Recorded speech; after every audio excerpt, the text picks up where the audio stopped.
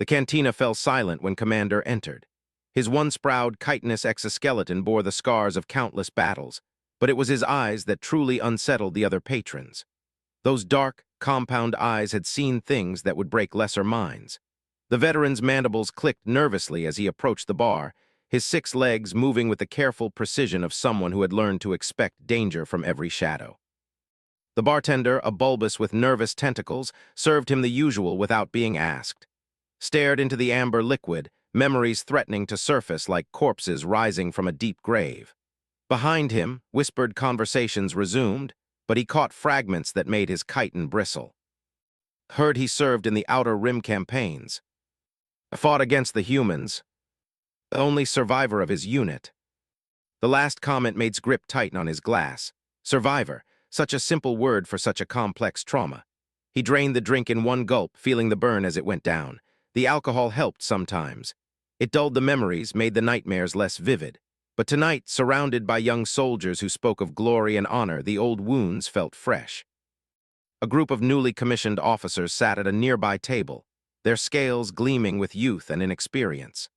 Their voices carried the confidence of those who had never seen real war, never watched their die screaming, never faced an enemy that fought with such terrifying creativity that it redefined what warfare could be. "The humans can't be that dangerous," one of them scoffed, his emerald scales rippling with amusement.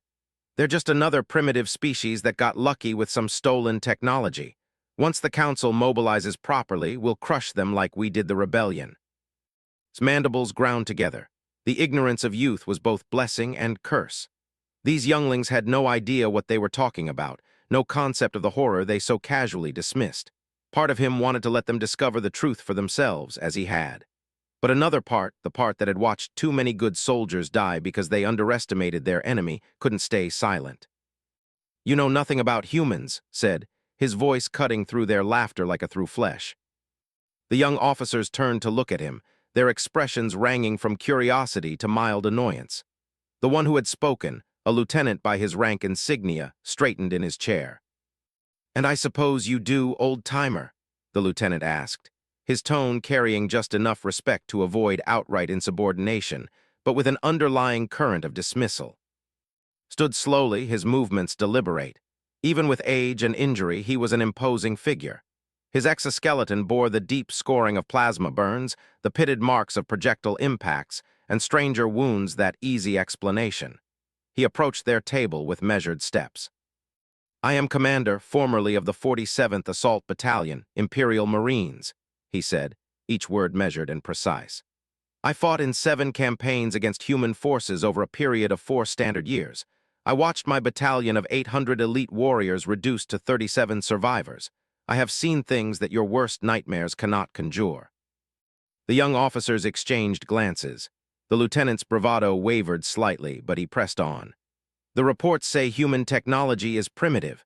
Chemical projectile weapons, crude explosives, basic armor systems. How could such backward equipment threaten the might of the Galactic Council?" His laugh was bitter, devoid of any humor.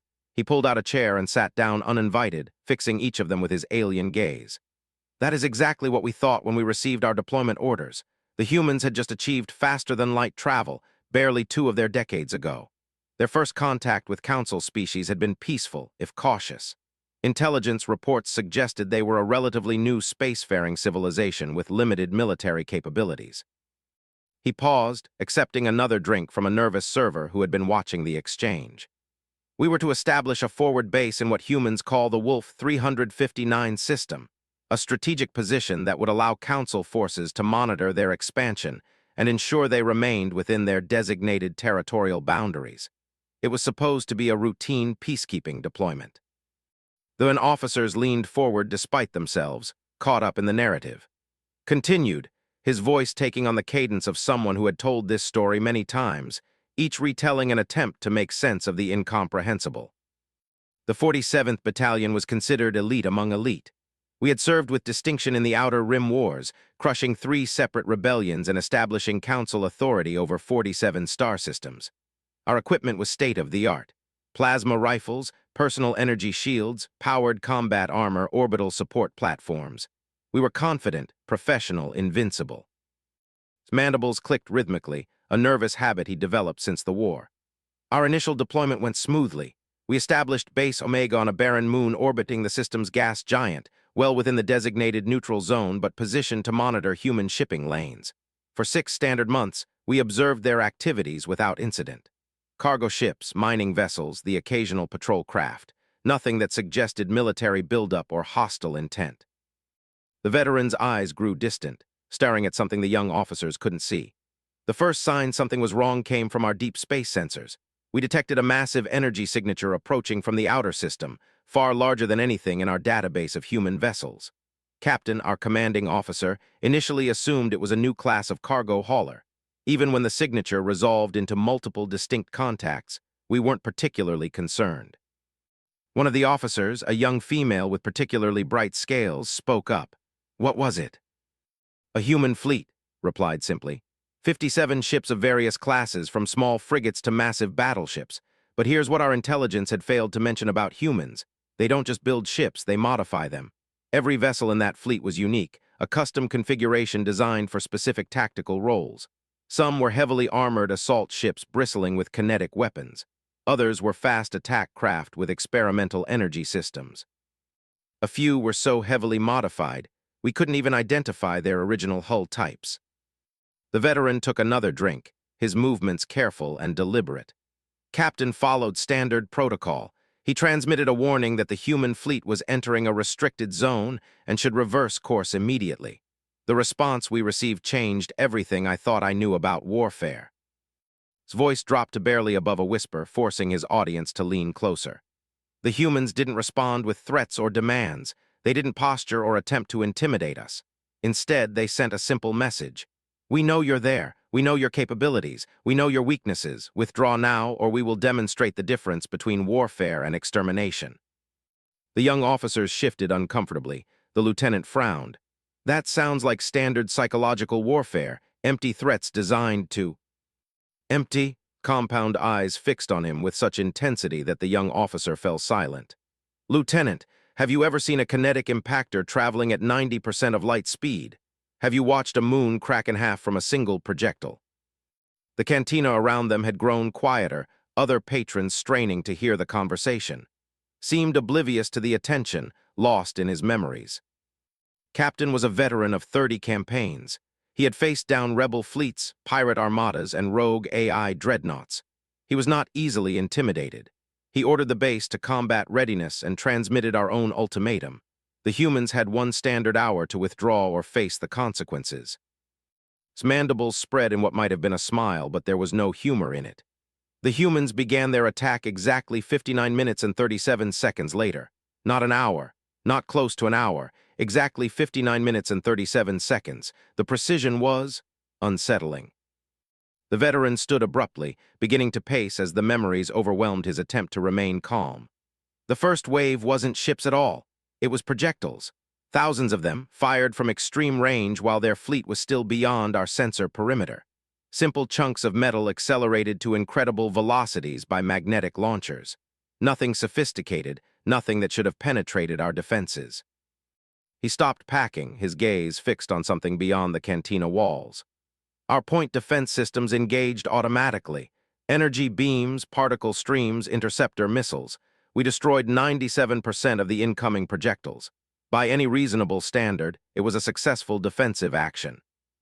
The young female officer looked confused. Then what was the problem?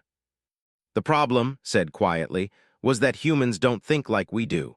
They don't calculate acceptable losses or aim for tactical victories. They solve problems. The 3% of projectiles that got through our defenses weren't random hits from a failed attack. They were specifically designed to bypass our systems." He turned back to the table, his movements sharp and agitated. Each successful impact was a learning experience for them.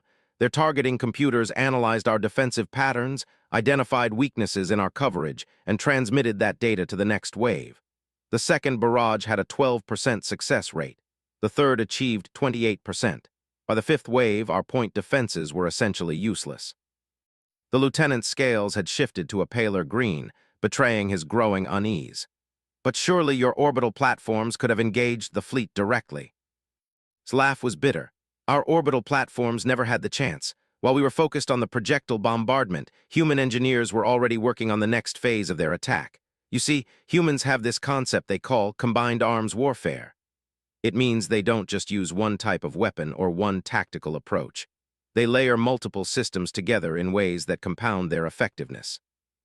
The veteran sat back down, his movements heavy with exhaustion. While their kinetic bombardment kept us busy, specialized human ships had been deploying mines throughout the system. Not the crude explosive devices most species use, but sophisticated hunter-killer units with their own propulsion and targeting systems. When our platforms finally moved to engage the main fleet, they found themselves surrounded by hundreds of autonomous weapons. He paused, studying the faces around him. They were beginning to understand. He could see it in their eyes. The dawning realization that warfare against humans wasn't about superior technology or greater numbers. It was about facing an enemy that approached conflict as an engineering problem to be solved. The platforms tried to fight, of course. They were massive installations, each one capable of reducing a city to ash. But humans don't fight fair. They don't engage in honorable combat. They exploit every weakness, target every vulnerability, and coordinate their attacks with a precision that borders on precognitive. His voice took on a dreamy quality, as if he were describing a half-remembered nightmare. I watched Platform 7 take fire from 17 different directions simultaneously. Kinetic rounds from the mines, energy beams from the fleet, some kind of exotic particle weapon I'd never seen before. The platform's shields held for almost 3 minutes. When they finally collapsed, the humans didn't just destroy it. They vaporized it so completely that our sensors couldn't detect any debris larger than a grain of sand. The young officers were completely silent now, their earlier bravado replaced by growing horror. Continued his account, each word measured and deliberate. But the orbital bombardment was just the opening move. Once our defenses were neutralized, the real attack began. Human landing craft descended toward our base like a swarm of metal locusts. We prepared for a conventional assault, positioning our troops behind prepared fortifications, setting up overlapping fields of fire, standard defensive procedures. His mandibles clicked rapidly, the sound sharp in the quiet cantina. The humans didn't land where we expected them to. They didn't follow any tactical doctrine we recognized. Instead of targeting the obvious landing zones near our main base, they scattered their forces across the entire moon's surface. Some landed in crater fields kilometers away from any strategic objective. Others set down in areas that our sensors indicated were unsuitable for heavy equipment. Stood again, but this time his movements were slower, weighted down by memory. It took us 6 hours to understand what they were doing. Those scattered landing sites weren't random. They were components of a larger strategy. Each group had specific objectives: seismic sensors, atmospheric processors, mineral extraction sites, infrastructure we had dismissed as non-military targets. The veteran's voice dropped to barely above a whisper. Humans don't just fight armies, they fight entire civilizations. While we were preparing to defend against their soldiers, their engineers were already working to make the moon uninhabitable for us. They started by targeting our atmosphere recycling systems, not with direct attacks, but by introducing subtle modifications to the atmospheric composition. Changes too small to trigger our alarms initially, but significant enough to gradually poison the air we breathed. One of the younger officers made a sound that might have been a whimper. Ignored it, lost in his recollection. Captain ordered immediate counterattacks against the scattered human positions. Our first assault team consisted of 50 elite Marines equipped with the best armor and weapons the Council could provide. They were commanded by Major, a veteran of the campaign, and one of the finest tactical minds in our military. His compound eyes fixed on a point beyond the cantina walls. The assault team never made contact with the enemy. We lost communication with them 4 kilometers from their target. Search and rescue teams found their transport intact but empty. No signs of struggle, no evidence of combat, no bodies. Just empty armor scattered across the landscape like discarded shells. The silence in the cantina was now complete. Even the background noise of other conversations had ceased as more patrons gathered to listen to the veteran's account. The second assault team found the first, continued, his voice emotionless. They were still alive, technically. The humans had used some kind of neural disruptor that left them conscious but completely paralyzed. They could see, hear, and feel everything, but they couldn't move or speak. The humans had arranged them in a perfect circle around their position, facing outward like some kind of grotesque warning display. His mandibles spread wide in what might have been a grimace. But that wasn't the worst part. The worst part was that each paralyzed soldier had been fitted with a small device that transmitted everything they experienced directly to our command center. We could see through their eyes, feel their terror, experience their helplessness. The humans wanted us to know exactly what they were capable of. The young lieutenant's scales had shifted to an almost white shade of green. That's a violation of every convention of civilized warfare. Turn to look at him directly. Convention assumes both sides share common concepts of civilization, Lieutenant. Humans don't fight according to our rules because they never agreed to them. They have their own codes of conduct, their own definitions of acceptable behavior, and those definitions change based on circumstances we can't predict or understand. The veteran returned to his seat, moving like someone much older than his apparent age. By the end of the first day, we had lost contact with every unit we had sent beyond the base perimeter. Our orbital surveillance was useless because the humans had deployed some kind of interference system that turned our own sensors against us. Every scan we attempted resulted in false readings, phantom contacts, and electromagnetic feedback that gradually degraded our equipment. He paused to take another drink, his movements mechanical. Captain made the decision to consolidate our remaining forces within the base perimeter and call for reinforcement. It seemed like the logical choice at the time. We still had over 600 Marines, enough firepower to level a city and defensive positions that had been designed to withstand siege warfare. His laugh was bitter and short. Logic, such a comforting concept when you're facing an enemy that operates outside the parameters of rational thought. We spent that night preparing for a conventional assault, setting up killing fields, positioning our heaviest weapons, coordinating with the few remaining orbital assets. His voice took on a distant quality. The humans attacked at dawn, but not in any way we had anticipated. The first indication we had of their presence was when our main power generator simply stopped working. No explosion, no warning alarms, no signs of external damage. One moment it was operating normally, the next moment it was completely inert. The young officers leaned forward despite themselves, caught up in the horror of the narrative. Continued without acknowledging their attention. Emergency power systems kicked in automatically, but they began failing in sequence exactly 17 minutes later. Not random failures. Systematic shutdowns following a pattern that suggested deliberate sabotage. Our chief engineer reported that the failures appeared to be caused by microscopic devices that had somehow infiltrated our power distribution network. His mandibles clicked rhythmically. Nanotechnology. The humans had developed self-replicating machines smaller than the eye could see. They had been introduced into our systems days earlier, possibly weeks. While we thought we were preparing for war, the enemy was already inside our base, learning our procedures, mapping our defenses, identifying critical vulnerabilities. The veteran stood and began packing again, his movements agitated. With power failing throughout the base, Captain ordered a fighting withdrawal to secondary positions, but every route we attempted was already compromised. Corridors that should have been secure were filled with strange gases that caused hallucinations and disorientation. Passages we had used for weeks suddenly contained obstacles that hadn't been there hours before. He stopped packing and fixed his gaze on the young officers. And then we began to hear them. Human voices, speaking our language with perfect pronunciation, coming from everywhere and nowhere.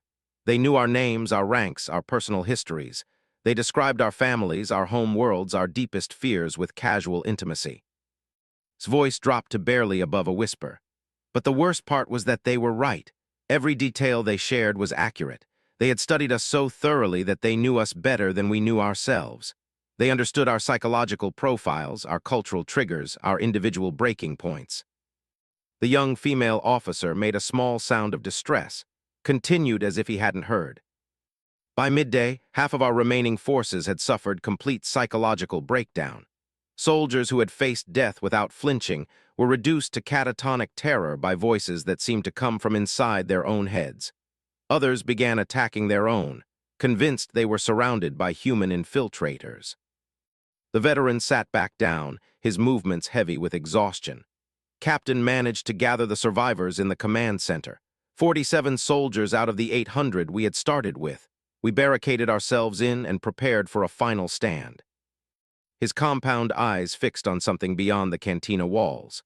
That's when the humans finally showed themselves, not as the primitive savages our intelligence had described, but as something far more terrifying. They walked through our barricades like they weren't there, moving with impossible coordination and carrying weapons that every principle of physics we understood. His mandibles spread wide. Their leader was a human female, small by their standards but radiating an authority that made my chitin crawl. She spoke to Captain in perfect, using military terminology and cultural references that should have been impossible for an alien to know. The veteran's voice became emotionless, mechanical. She offered us terms, complete surrender in exchange for our lives, acceptance of human authority over the star system, withdrawal of all council forces from what they considered their territory. Captain refused, of course. He was a soldier trained to die before dishonor. Paused, staring into his empty glass. The human female nodded like she had expected his response. She said something I will never forget. "We don't want to rule you. We don't want to conquer you. We just want you to understand that continuing this conflict will result in outcomes that neither of us can control." His mandibles clicked rapidly. Then she showed us what human warfare really looked like when they stopped holding back. The demonstration lasted exactly 90 seconds. In that time, we watched our home worlds burn through live satellite feeds, saw our fleets scattered across the galaxy like debris, witnessed the collapse of everything we had sworn to protect. The young officers were completely silent, their scales having shifted to pale, sickly colors. Continued his account with mechanical precision. It wasn't real, of course. Sophisticated holographic projections designed to illustrate their capabilities. But the technology they displayed, the tactical knowledge they demonstrated, the casual ease with which they dismantled our defenses, it was all completely accurate. The veteran stood slowly, his movements careful and deliberate. Captain surrendered, not just for us, but for the entire military. He had seen enough to understand that continued resistance would result in the complete annihilation of our species. Looked around the cantina, nodding how quiet it had become. That was 4 years ago. The humans kept their word. They allowed us to withdraw with honor, provided medical care for our wounded, even arranged transportation back to council space. They were professional, courteous even. His compound eyes fixed on the young lieutenant. But they made sure we understood the lesson. Humans don't fight wars to prove their superiority or to claim territory or resources. They fight to solve problems. And if you become a problem they need to solve, they will apply whatever level of force is necessary to achieve their objectives. The veteran turned to leave, then paused. The humans have established a colony in the Wolf 359 system now, a thriving civilian population engaged in peaceful trade and exploration. They send annual reports to the Council detailing their activities and expressing their continued desire for diplomatic relations. His mandibles spread in what might have been a smile. But sometimes, when the light hits their buildings just right, you can see the outline of weapon emplacements hidden beneath the civilian facades. When their cargo ships dock at council stations, the sensors detect traces of exotic materials that have no civilian applications. And when their diplomats speak at council sessions, they use terminology that suggests they know far more about our military capabilities than any civilian should. He looked back at the young officers one final time. "You want to know about humans? They are the most terrifying enemy I have ever faced, precisely because they don't see us as enemies at all. We are simply variables in equations they are trying to balance. And if those equations require our elimination, they will approach that task with the same methodical efficiency they apply to any other engineering problem." The veteran walked toward the exit, his movements steady despite the alcohol he had consumed. "Sleep well, younglings, and pray you never have to learn these lessons for yourselves." The cantina remained silent long after he had gone, the young officers staring at their drinks with expressions of dawning comprehension. Outside, the night sky was filled with stars, each one potentially hiding human ships, human eyes, human minds working on equations that might someday require their solution.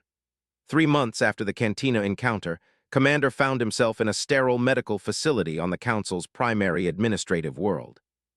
The therapist sitting across from him was a Meridian, her translucent skin shifting through subtle color patterns that indicated calm professionalism.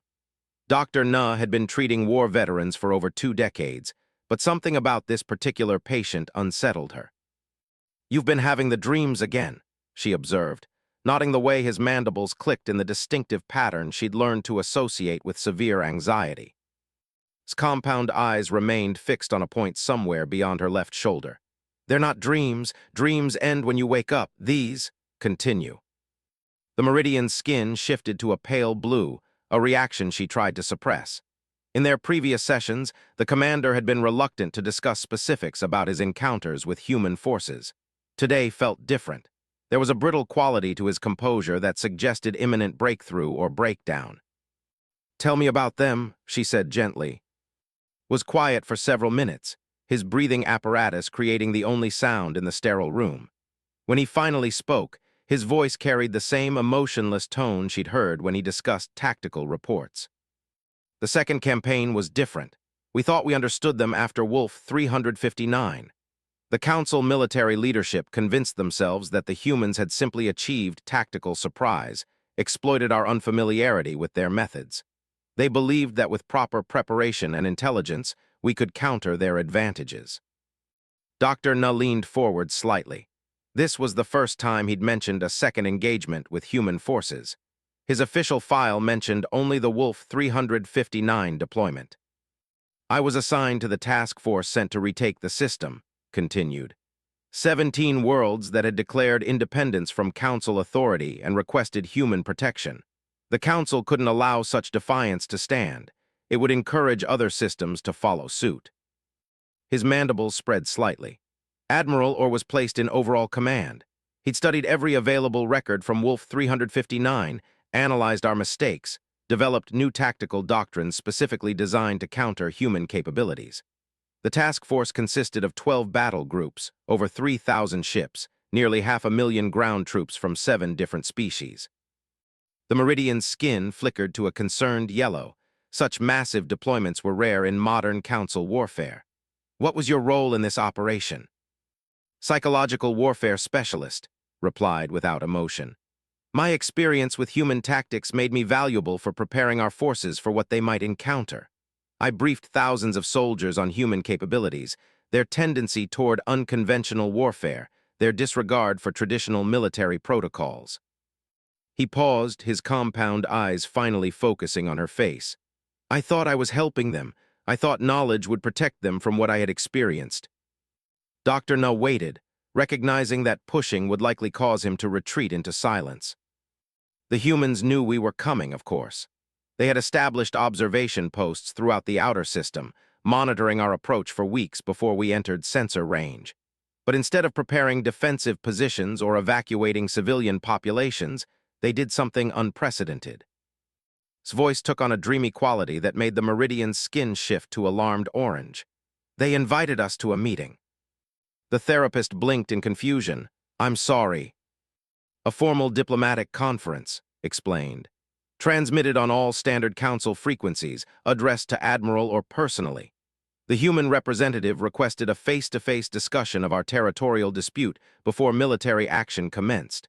They provided coordinates for a neutral meeting site and guaranteed safe passage for our diplomatic team." His mandibles clicked rhythmically.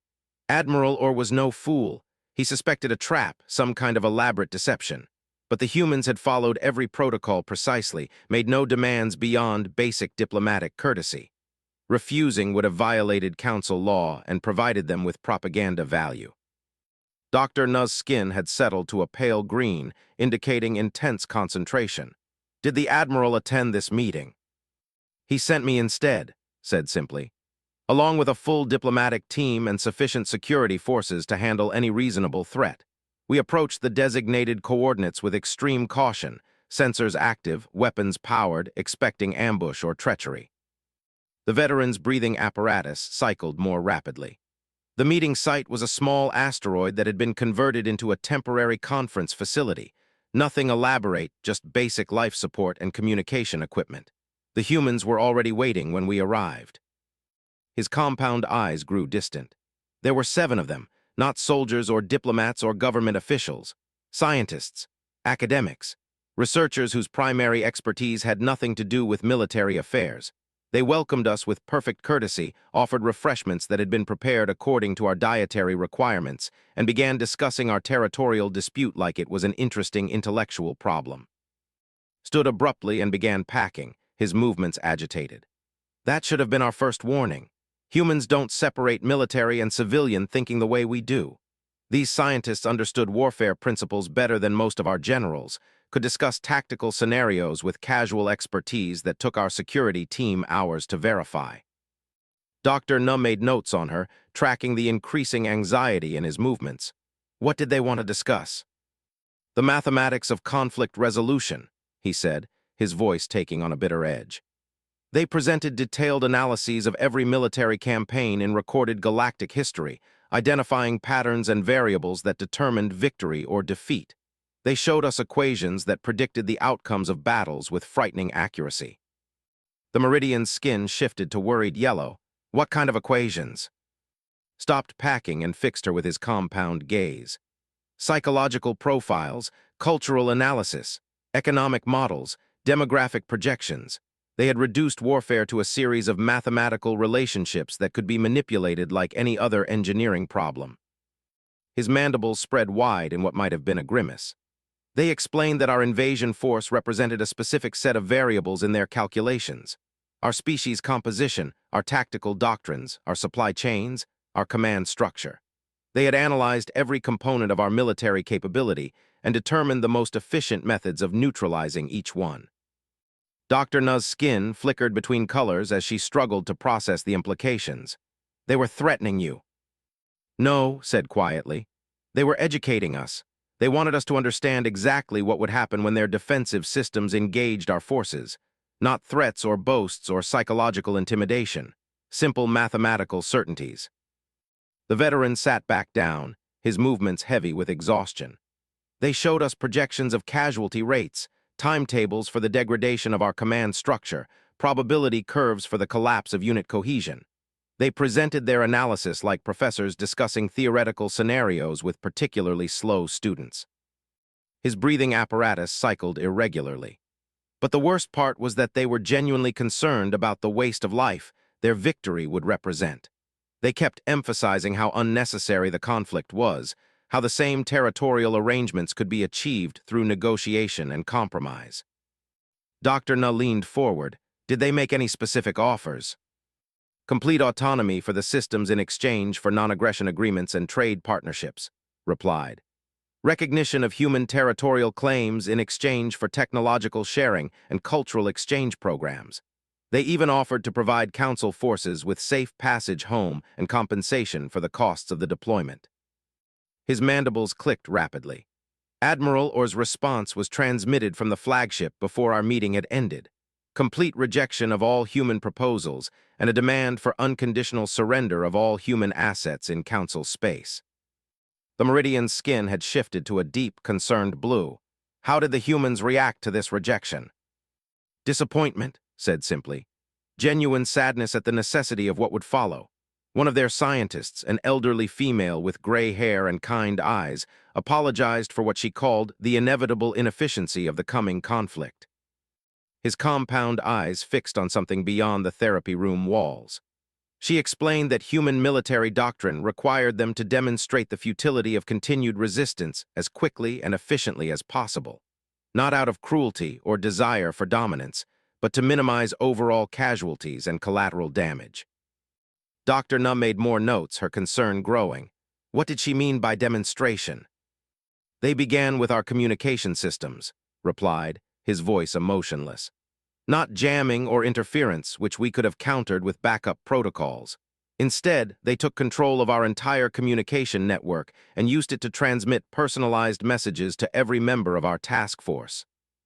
The veteran's breathing grew more irregular. Not tactical information or propaganda or threats. Personal messages. Letters from family members back home, updates on local news from our home worlds, recordings of loved ones expressing concern for our safety. His mandibles spread wide. But embedded within each message were subtle modifications that gradually altered the psychological state of the recipients. Changes so small that our medical teams couldn't detect them initially, but significant enough to gradually erode unit morale and combat effectiveness. Dr. Nuh's skin had shifted to alarmed orange. What kind of modifications? Subliminal suggestions that enhanced existing fears and anxieties, explained. frequency modulations that triggered stress responses in specific nervous systems, carefully crafted emotional triggers designed to exploit cultural and personal vulnerabilities unique to each individual. The therapist struggled to maintain professional composure.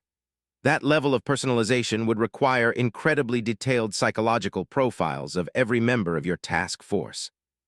Which they had, said quietly. Compiled from decades of cultural observation, social media monitoring, economic transactions, medical records, academic performance data. The humans had been studying us far longer than we had been aware of their existence. His compound eyes focused on her face. You understand what this means? They weren't reacting to our invasion. They had anticipated it, prepared for it, designed countermeasures years in advance. We thought we were launching a surprise attack, but we were actually following a script they had written. Dr. Nu's skin flickered between colors as she processed this information. How did your forces respond to this psychological attack? Initially, Command assumed it was a conventional morale warfare operation, replied. Standard military procedure calls for restricting communication access and increasing security monitoring. But the human modifications had already been deployed. Every attempt to isolate our personnel from the infected transmissions resulted in increased anxiety and paranoia. The veteran stood and resumed packing. Within 72 hours, we had widespread reports of hallucinations, panic attacks, and complete psychological breakdown. Soldiers were attacking imaginary enemies, officers were issuing contradictory orders, entire units were abandoning their posts without authorization. His mandibles clicked in rapid succession. But the humans weren't content with passive psychological warfare. As our forces began to destabilize, they launched what they called corrective interventions. Small teams of human operatives infiltrated our ships and bases, not to cause damage or gather intelligence, but to provide psychological counseling and medical assistance to our affected personnel. Dr. Nubb blinked in confusion. They were helping your soldiers. With incredible efficiency, confirmed. Their medics understood our physiological and psychological needs better than our own doctors. They provided treatments that alleviated the symptoms of their own psychological weapons, while simultaneously gathering detailed intelligence on our remaining capabilities. The Meridian's skin had shifted to a sickly yellow, so they were both poisoning and curing your forces. Not poisoning, corrected. Teaching. Every intervention was designed to demonstrate their superior understanding of our psychological vulnerabilities while proving their ability to manipulate those vulnerabilities at will. His compound eyes grew distant. The most disturbing part was how grateful our soldiers became toward their human caregivers. Personnel who had been trained to view humans as enemies began requesting assignment to human-supervised medical facilities. Officers started consulting with human advisors on tactical decisions. Dr. Numm made rapid notes, her skin cycling through worried color patterns. How did Admiral Orr respond to this situation? Escalation, replied simply. He ordered the deployment of quantum against human civilian targets, reasoning that they would be forced to withdraw their psychological warfare assets to protect non-combatants. The veteran's mandibles spread wide in what might have been a bitter smile. The human response was immediate and comprehensive, not retaliation or counter-escalation, but what they called proportional correction. They demonstrated that every weapons system in our arsenal had been compromised by their infiltration teams. His breathing apparatus cycled rapidly. Quantum that targeted our own ships instead of theirs. Plasma cannons that fired blanks or shut down entirely when activated. Missile systems that launched their payloads into empty space or returned to sender coordinates. Dr. Nu's skin had shifted to deep purple, indicating extreme distress. Your entire fleet was compromised. Every system, every ship, every weapon, confirmed. But they didn't disable our equipment permanently. Instead, they programmed it to function normally except when used against human targets or civilian populations. We could still defend ourselves against external threats, conduct routine operations, even engage in combat exercises. We just couldn't harm the people we had come to conquer. The therapist struggled to find words. How is such comprehensive infiltration possible? Years of preparation, replied. While we were focused on obvious threats like invasion fleets and military buildups, human infiltrators were working as maintenance technicians, software engineers, supply contractors, even entertainment providers. They had access to every aspect of our military infrastructure because we had hired them to build and maintain it. His compound eyes fixed on her face. You see the elegance of it? They turned our own trust against us. Our reliance on contracted services, our belief in the separation of military and civilian sectors, our assumption that advanced technology required advanced civilizations to develop it. Dr. Nu's skin flickered weakly between colors. What happened to Admiral Orr? Complete psychological breakdown, said without emotion. When he realized the extent of human infiltration, he began to suspect every member of his staff of collaboration. He issued increasingly erratic orders, demanded impossible security protocols, started executing his own officers on charges of treason. The veteran's voice took on a dreamy quality. The humans intervened again, of course. A team of their psychological specialists appeared on the flagship's bridge during one of the Admiral's rage episodes. They didn't attack or threaten him. They simply talked to him, explained what had happened to his mind, offered treatment for his condition. His mandibles clicked softly. Admiral Orr accepted their help. Within hours, he was lucid enough to understand the impossibility of continuing the campaign. He requested a formal meeting with human leadership to discuss surrender terms. Dr. Nu was quiet for several minutes, processing the implications of what she'd heard. This meeting, you attended it. As psychological warfare specialist, I was required to analyze human negotiation tactics and provide recommendations for future encounters. Confirmed. The meeting took place on the same asteroid where our initial diplomatic contact had occurred. His compound eyes grew distant. The humans were gracious in victory. They provided full medical assistance for our psychologically damaged personnel, arranged for safe transport home, even offered to share some of their psychological warfare countermeasures to help prevent similar incidents in future conflicts.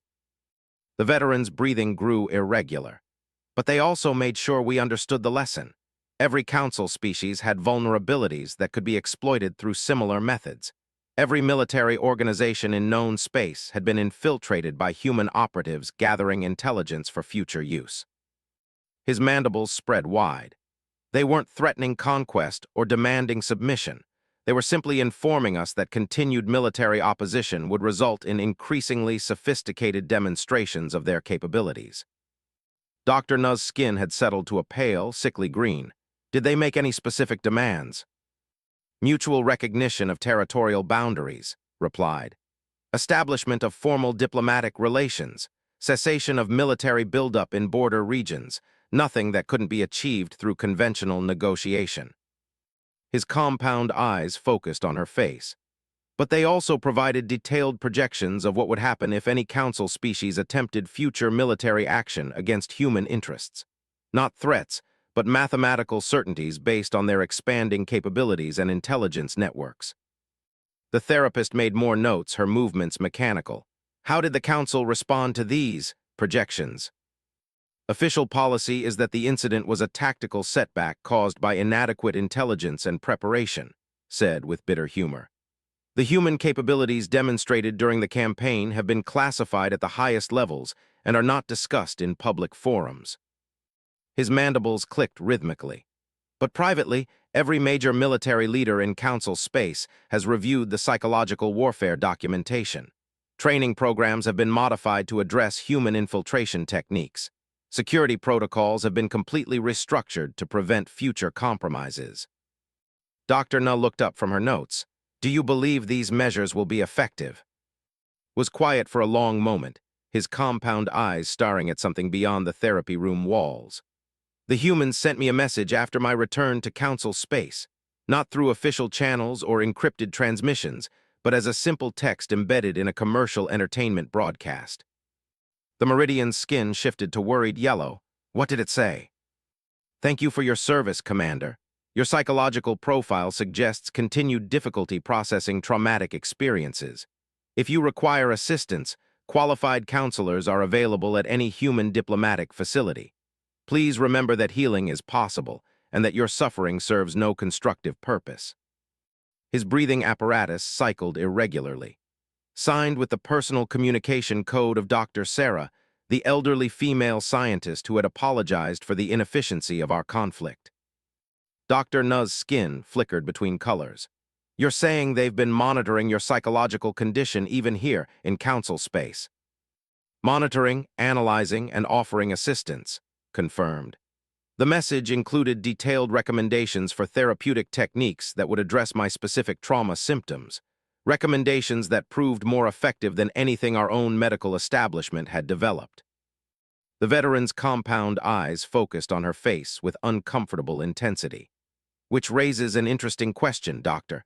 How do you know that your own therapeutic methods aren't based on human research? How do you know that your understanding of psychological healing isn't derived from data they chose to share with us?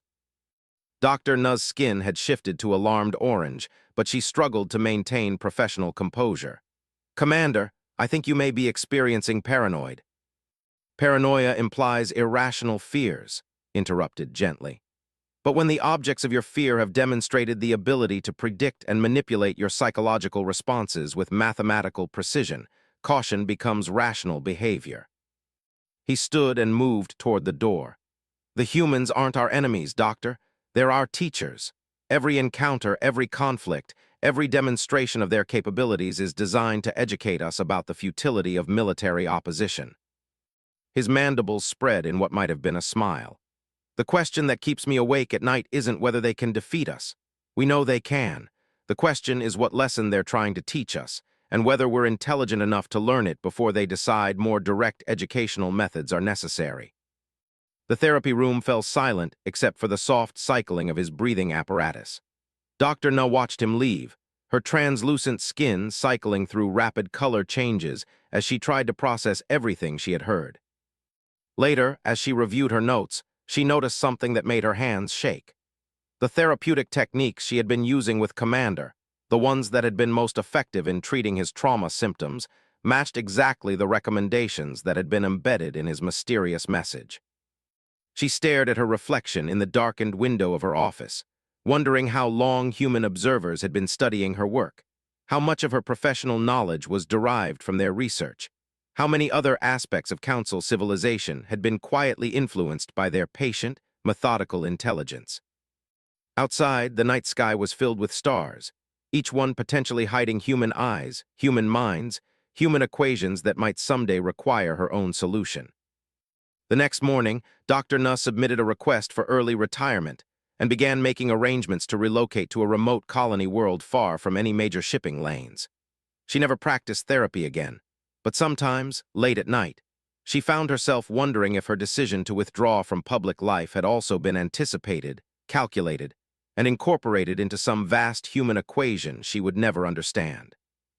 The dreams began 3 weeks after her retirement, and unlike Commander's nightmares, they felt less like memories and more like gentle suggestions, subtle guidance toward a future where fear was unnecessary and cooperation was inevitable. She never knew whether to be grateful or terrified that the dreams made perfect sense. The council chambers fell into absolute silence as the holographic display materialized in the center of the vast amphitheater. 2 years had passed since the incident, and the assembled representatives from 47 species watched with barely concealed dread as Admiral began her final briefing on human capabilities. At the edge of the gathering, Commander stood among the other military observers, his compound eyes fixed on the swirling data patterns that represented the culmination of the most extensive intelligence operation in galactic history. The Council had mobilized every available resource to understand their new neighbors, and what they had discovered every assumption about the nature of civilization, warfare, and intelligence itself. Admiral, her sleek carapace gleaming under the chamber lights, activated the first series of displays. Honored representatives, what I am about to share represents classified intelligence gathered over 24 standard months of intensive observation and analysis. The conclusions we have reached require immediate action and fundamental changes to our understanding of interstellar relations. The holographic display shifted to show a three-dimensional map of known space, with human territory highlighted in subtle blue. Current intelligence indicates that human civilization extends far beyond the boundaries we had previously identified. What we considered their entire interstellar presence represents approximately 12% of their actual territory. Murmurs of alarm rippled through the assembly. The delegate, his crystalline form refracting light in agitated patterns, spoke first. "Admiral, surely this is an error. Our deep space sensors have detected no evidence of extensive human settlement beyond the confirmed colony worlds." Admiral's mandibles clicked in what might have been amusement. "Honorable delegate, that is precisely the point. Human settlement patterns follow principles we had not previously encountered. Rather than establishing obvious colony worlds with standard infrastructure, they have developed what our analysts call distributed civilization."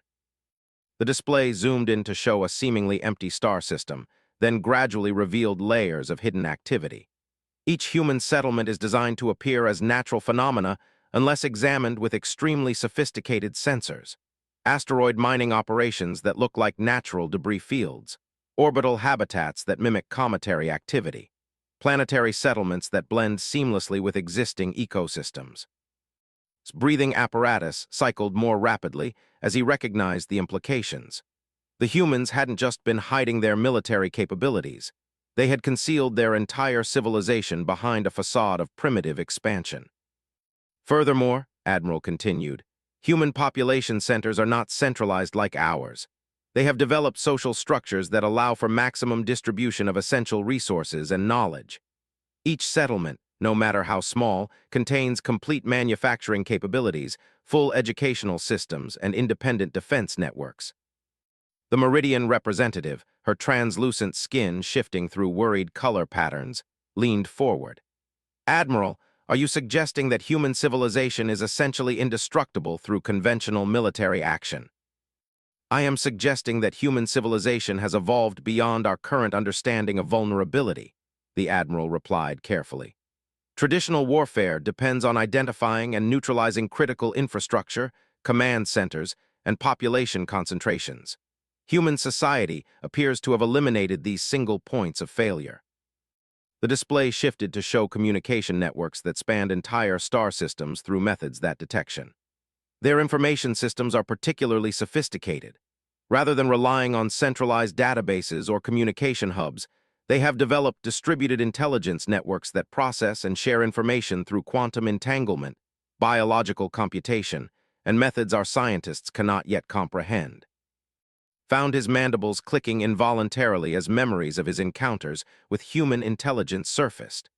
The casual way they had known personal details about every member of his unit, the impossibly accurate psychological profiles, the seemingly prescient understanding of military tactics and cultural vulnerabilities. This distributed intelligence appears to function as a collective consciousness while maintaining individual autonomy, Admiral continued. Each human settlement can access the combined knowledge and experience of their entire species instantaneously, allowing for unprecedented coordination and decision-making capabilities. The delegate, his nervous tentacles writhing with anxiety, interjected. "Admiral, surely you're not suggesting that humans possess some form of telepathic ability?" "Not telepathy as we understand it," the Admiral replied. "Something far more sophisticated. They appear to have developed technological integration with their biological systems that allows for direct neural interfacing with their information networks. Every human is simultaneously an individual consciousness and a node in a vast collective intelligence." The implications hit the assembly like a physical blow. If humans could share knowledge and coordinate action instantaneously across interstellar distances, traditional concepts of military strategy became meaningless. Admiral activated another series of displays. "However, this collective intelligence represents only one aspect of human capabilities that we have underestimated. Our analysis of their industrial and technological development reveals patterns that suggest they have been preparing for large-scale conflict for far longer than we initially realized." The display showed detailed schematics of human manufacturing facilities, but these were unlike anything the Council species had seen. Human industrial systems are not designed for efficiency or profit maximization like ours. They are designed for rapid scalability and resource conversion. Each facility can transform raw materials into finished products using modular systems that can be reconfigured for any purpose within hours. Watched as the display demonstrated how a simple mining operation could be converted into a shipyard, weapons factory, or research facility with minimal external resources. The implications were staggering. More disturbing, Admiral continued, is evidence that human manufacturing systems incorporate self-replication capabilities. They can create copies of themselves using locally available materials, allowing for exponential expansion of industrial capacity when necessary. The crystalline delegate's form flickered with alarm patterns. Admiral, such capabilities would allow them to outproduce the combined industrial capacity of all Council species within a matter of months. Weeks, the Admiral corrected grimly. Our analysis suggests that full activation of human industrial capacity could result in manufacturing output that exceeds our combined capabilities by several orders of magnitude within 30 standard days. The chamber erupted in alarmed discussions, representatives conferring frantically with their advisors. Admiral waited for the noise to subside before continuing. But perhaps most concerning is evidence of human research and development capabilities. Our intelligence operatives have identified research facilities that appear to be developing technologies that violate fundamental principles of physics as we understand them. The display shifted to show energy readings that conventional analysis. Faster-than-light communication systems that operate without quantum entanglement. Power generation methods that appear to extract energy from quantum vacuum fluctuations. Weapons systems that manipulate matter at the subatomic level through means our scientists cannot explain. His compound eyes widened as he recognized some of the energy signatures from his encounters with human forces. The weapons that had seemed to ignore physical laws, the impossible coordination of their attacks, the casual demonstration of technologies that shouldn't exist. Furthermore, Admiral said, her voice taking on a grave tone, we have discovered evidence that humans have been conducting extensive research into the biological, psychological, and cultural characteristics of every Council species for several decades prior to official first contact. The display showed research facilities dedicated to studying alien physiology, complete with detailed models and simulations of every known species. They possess medical knowledge about our species that exceeds our own understanding in many cases. Psychological profiles that predict individual and group behavior with frightening accuracy. Cultural analyses that identify exploitable weaknesses in our social structures. The Meridian delegate's skin had shifted to deep purple with distress. Admiral, how is such extensive research possible without our knowledge? Infiltration, Admiral replied simply. Human operatives have been present in Council space for at least 50 standard years, working in positions that provided access to medical records, educational systems, entertainment media, and government databases. The chamber fell silent as representatives contemplated the implications. Every aspect of Council civilization had been studied, analyzed, and by human researchers preparing for eventual contact. These operatives were not spies in the conventional sense, the Admiral continued. They were scientists, doctors, teachers, and engineers who provided genuine benefits to our societies while gathering intelligence for their government. Many made significant contributions to our technological and medical advancement. Felt his chitin crawl as he realized the scope of human preparation. They hadn't stumbled into interstellar relations unprepared. They had spent decades studying their future neighbors, identifying strengths and weaknesses, developing strategies for every possible scenario. Admiral activated the final series of displays. Based on this intelligence, our strategic analysts have developed projections for various conflict scenarios between human forces and Council military assets.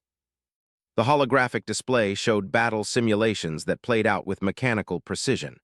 In every scenario, regardless of the size or composition of Council forces, the outcome was identical. Complete human victory achieved through methods that bypassed traditional military defenses entirely. Human warfare doctrine appears to be based on the principle of eliminating an enemy's will to fight rather than their ability to fight, Admiral explained. They have developed methods for inducing psychological, cultural, and social collapse that make physical destruction unnecessary. The display showed detailed analysis of the psychological warfare techniques used against forces, but expanded to show how similar methods could be applied to entire civilizations. They can manipulate information systems to create social discord, introduce psychological agents that cause mass behavioral changes, and coordinate economic pressures that result in governmental collapse. The delegate's tentacles had gone completely still with shock. "Admiral, are you saying they could destroy our civilizations without firing a shot?" "I am saying they could convince our civilizations to destroy themselves," Admiral replied. "Human psychological warfare capabilities appear designed to exploit the fundamental social and cultural structures that hold our societies together." The chamber had grown so quiet that the soft humming of life support systems seemed loud. Representatives stared at the displays with expressions of growing horror as they contemplated the implications. "However," Admiral continued, "human strategic doctrine also appears to include strong preferences for non-violent conflict resolution. Every engagement with Council forces has been characterized by restraint, offers of negotiation, and attempts to minimize casualties." The display shifted to show communication logs from human diplomatic contacts. Human leaders have consistently expressed desire for peaceful relations, cultural exchange, and mutual cooperation. Their military demonstrations appear designed to discourage conflict rather than invite it. Found himself nodding involuntarily. His own experiences confirmed this assessment. The humans had demonstrated overwhelming superiority while offering mercy, education, and assistance. "Our analysts conclude that human civilization represents an unprecedented form of interstellar power," Admiral stated. "They possess capabilities that make traditional military resistance futile, but they also demonstrate ethical constraints that prevent them from abusing these capabilities." The crystalline delegate flickered with confused patterns. "Admiral, what are your recommendations for Council policy regarding human relations?" Admiral was quiet for a long moment, her mandibles clicking softly. "Complete cooperation, full diplomatic recognition, immediate acceptance of their territorial claims and political autonomy for any systems that request human protection." The chamber erupted in shocked protests, but the Admiral continued speaking over the noise. "Furthermore, I recommend that the Council formally request human assistance in developing our own technological and social capabilities. They represent the next stage of interstellar civilization, and we must choose between learning from them or being left behind by the evolutionary process." The Meridian delegate's skin had shifted to alarmed orange. "Admiral, surely you're not suggesting we surrender our sovereignty to an alien power?" "I am suggesting we acknowledge reality," Admiral replied calmly. "Human capabilities exceed ours to such a degree that concepts like sovereignty and independence become meaningless unless they choose to respect them." The display shifted to show projections of technological and social advancement possible through human cooperation. But evidence suggests they prefer cooperation to domination. Every interaction with human representatives has involved offers of mutual benefit, shared knowledge, and collaborative development. Stepped forward from the observer section, his movements drawing attention from the assembled delegates. "Admiral, permission to address the assembly." Admiral nodded, recognizing his unique qualifications to speak on the subject. "Honored representatives," began, his voice carrying clearly through the chamber's acoustics. "I have fought against human forces in 2 major campaigns. I have experienced their capabilities firsthand, witnessed their methods of warfare, and survived encounters that destroyed entire military units." He paused, looking around at the assembled delegates. "The Admiral's assessment is accurate but incomplete. Humans are not simply more advanced than us technologically or militarily. They think differently. They approach problems from perspectives that we cannot anticipate or counter because we lack the conceptual frameworks to understand their methods." The veteran's compound eyes fixed on the delegate. "When you ask about surrendering sovereignty, you reveal that you still think in terms of traditional power relationships. Humans don't want to rule us. They want to solve the problems that interstellar civilizations create when they interact. We are variables in equations they are trying to balance, not territories they wish to conquer." His mandibles clicked softly. "But here is what the intelligence reports cannot convey. Humans genuinely care about our welfare. Every demonstration of their capabilities has been accompanied by offers of assistance, medical aid, and educational resources. They could have destroyed us at any point, but instead they have shown patience, restraint, and what can only be described as compassion." Moved closer to the center of the chamber.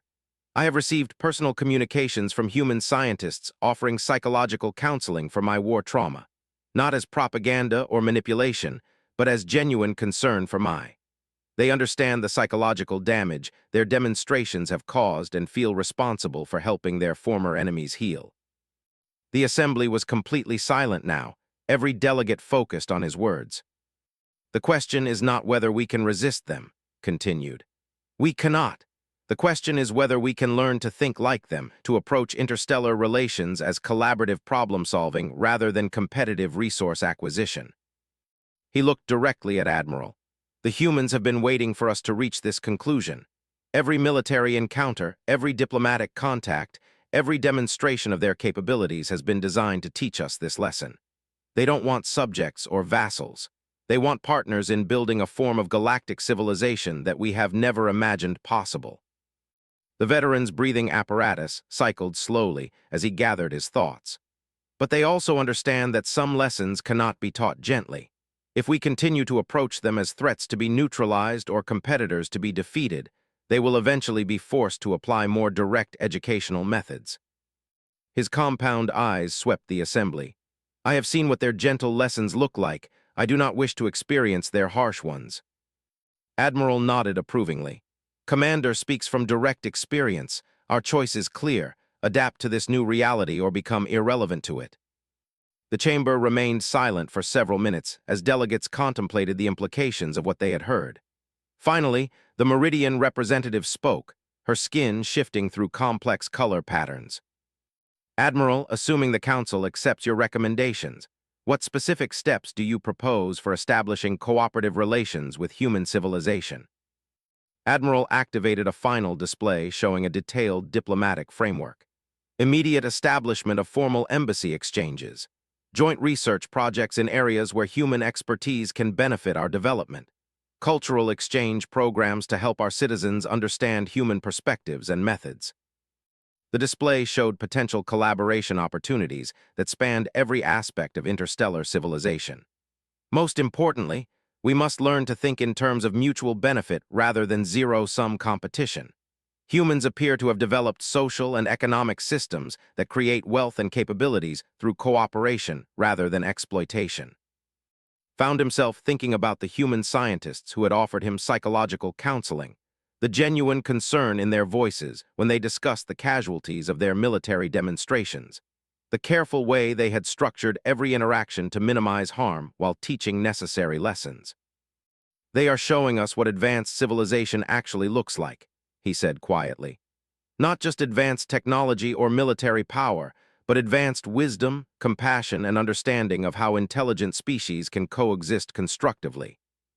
The assembly sat in contemplative silence as the full implications of their situation became clear. They were not facing an invasion or conquest, but an invitation to join something unprecedented in galactic history, a truly cooperative interstellar civilization. Over the following months, the Council formally adopted Admiral's recommendations. Embassy exchanges were established, joint research projects initiated, and cultural exchange programs implemented.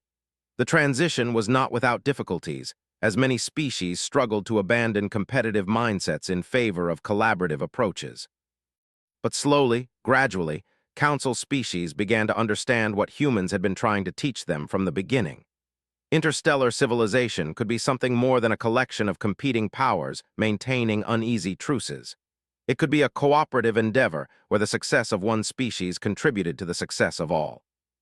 Eventually accepted the human offer of psychological counseling and found himself working with Dr. Sarah, the elderly scientist who had apologized for the inefficiency of their conflicts.